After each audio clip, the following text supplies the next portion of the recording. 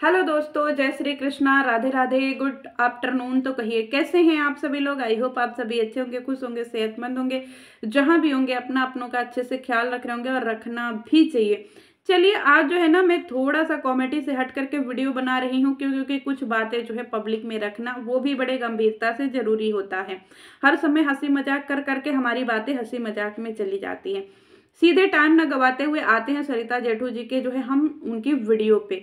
उन्होंने अपनी वीडियो में जो चैट है उसको भी पढ़ करके सुनाया। मैं हमेशा से बोलती हूँ कि यहाँ पे एक तरफ की बातें सुन करके ना हम दूसरों के लिए गलत अनुमान लगा लेते हैं और दूसरों तरफ की बातें सुन करके पहले वालों के लिए अनुमान गलत लगा लेते हैं। यहाँ पे बातें एक ऐसे इंसान के लिए की जा रही है ना जिसके ऊपर डे वन से मेरा विश्वास नहीं है। दमदमी के ऊपर दमदमी के ऊपर मेरा डे वन से विश्वास नहीं है क्योंकि ये वही लेडीज है जिसने इन सारे मुद्दों को बहुत बखूबी बुनाया है और पब्लिक का समय खराब किया है।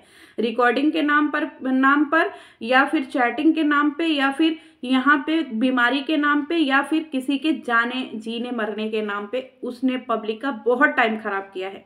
अगर किसी पे लीगल जाना ना दोस्तों तो इस दमदमी पे जाना, ताकि ये दमदमी बीच से अगर हट जाएगा ना तो लोगों को सुकून और शांति मिल जाए। सारे लोग मिल करके अगर किसी के चैनल को रिपोर्ट कर सकते हो ना तो इस दमदमी के चैनल को रिपोर्ट कर दो। क्योंकि ये दमदमी ना हर किसी के फटे में टांग अड़ाती है और हर किसी के चैनल को के थ्रू जाती है, घुसती है। इंस्टाग्राम, पता नहीं, फेसबुक, व्हाट्सएप, सब चीज में घुस करके वहां पे उलूल जुलूल खबरें लेकर के आती है जिसका कोई सिर पैर नहीं रहता और एक मनगढ़ंत कहानी रच करके ऑडियंस को बहुत बुरी तरीके से जो है डराती है। सरिता जेठू जी के लिए उसने बोला आज हम इनकी पोल पट्टी खोल दिए, सुनिए इनकी असली सच्चाई। और जब मैंने उसमें से सुना तो मुझे बड़ी हंसी आई थी। 10 मिनट मैंने इसके देखे थे, मैक्सिमम करके मैंने इसकी लाइव 10 मिनट देखी थी। उसी बीच में जो है ना इसके साथ में उसी लाइव में थप्पड़ कांड भी होता है, लेकिन मैंने वो नहीं देखी। मुझे अगले दिन अपने गोला गैंग से पता चलता है कि इसके साथ में थप्पड़ कांड हुआ है। ये है इसकी रियलिटी कि जब तुम दूसरों के लिए जो बोओगे ना सामने से तुम्हें वही मिलेगा। अभी भी समय है, अपने कदम सुधार लो। क्योंकि हर जगह पैसा काम नहीं आता है, हर जगह जो है ना कंट्रोवर्सी काम नहीं आती, या फिर हर जगह जो है लड़ाई झगड़ा काम नहीं आता है। अगर तुम धैर्यवान हो और अगर तुम्हारे पास सहनशीलता है, अगर तुम्हारे पास बुद्धि और विवेक है तो तुम हर एक जंग में विजयी होगी। अगर तुम्हें भगवान ने बुद्धि दिया है ना तो उसको सही जगह पे खर्च करो। भगवान ने बुद्धि इसलिए नहीं दे करके भेजा है कि आकर के यहाँ पे फटे में टांग अड़ाओ या फिर एक दूसरे से लड़ो झगड़ो कंट्रोवर्सी करो। हो सके तो कभी अपने लिए सही चीजें सोचो, क्योंकि पैसे सही तरीके से भी कमाए जा सकते हैं।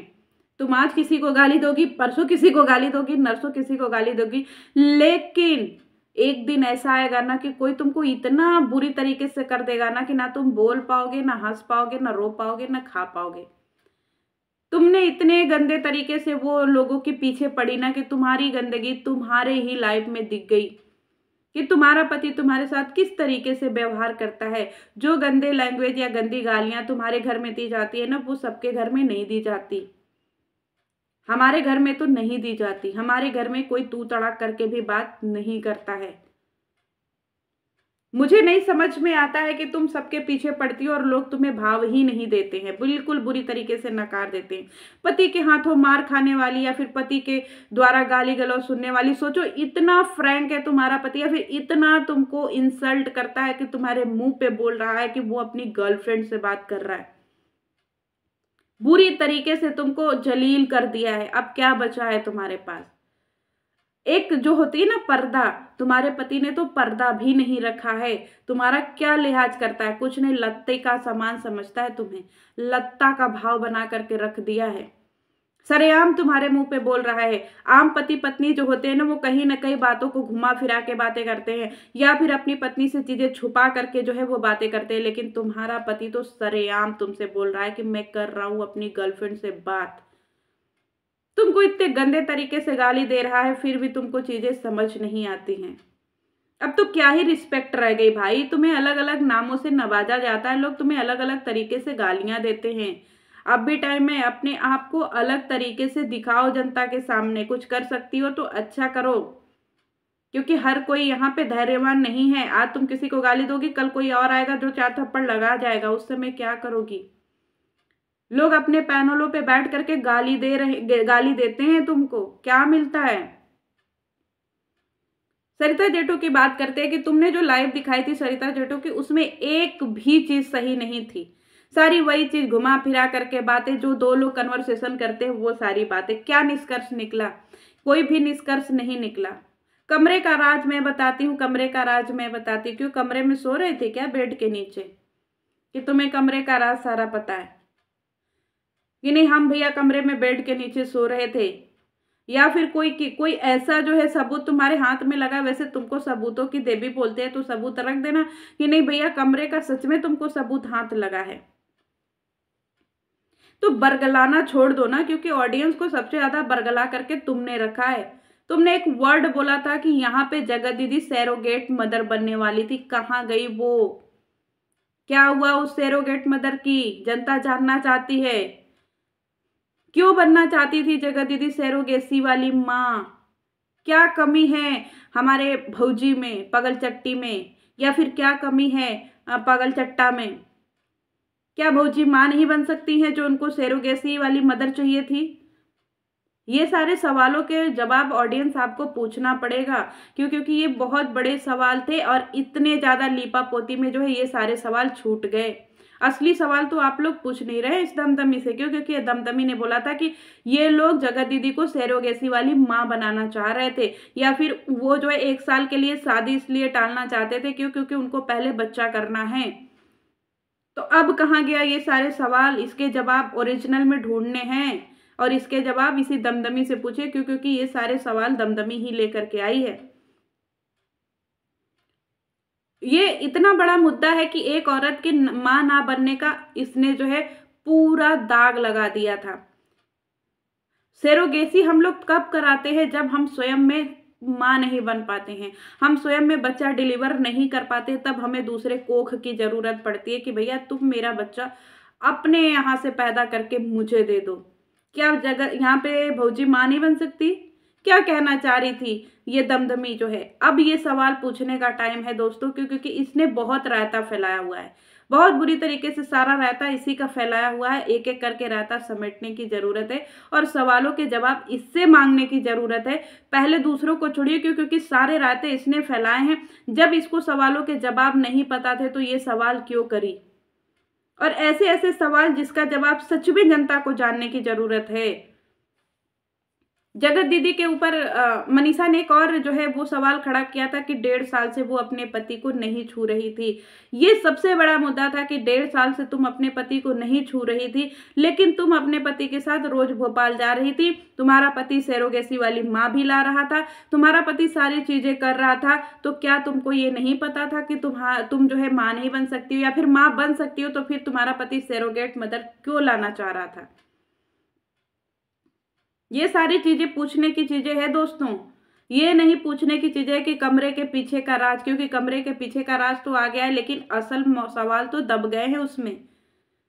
सबसे बड़ी सवाल यही खड़े हुए थे, क्योंकि इसके ऊपर भौजी को बहुत सिंपैथी मिली थी कि भौजी की मां न बनने का मुद्दा बनाया जा रहा। नो, इसको लॉजिकल सोचिए तो भौजी के मां बनने का तो छोड़ दीजिए, भौजी को क्यों चाहिए थी सैरोगेट मदर?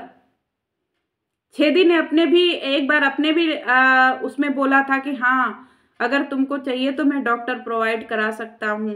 यानी कि भौजी अगर माँ नहीं बन सकती हैं तो फिर यहाँ पे भौजी क्यों बोल रही थी कि 1.5 साल से उनके पति उनको टच नहीं किए हैं?